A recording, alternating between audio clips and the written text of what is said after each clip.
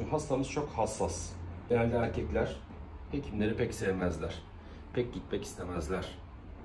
Ve çok uzaklardan bizim için buraya gelmiş.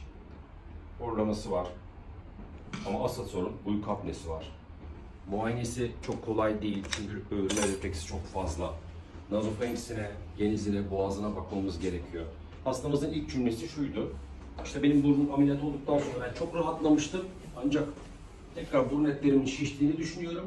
Ve burun etlerim şiştiği için de bu sıkıntıyı yaşıyorum.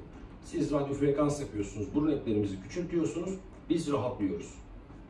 Şimdi evet, burun bizim için çok hayati bir organ. Özellikle hayat kalitesi açısından, insan fonksiyonları vücudumuz açısından çok önemli. Ama uyku apnesinin ya da horlamanın fizyopatolojisine baktığımızda kesinlikle ve kesinlikle tek neden değil.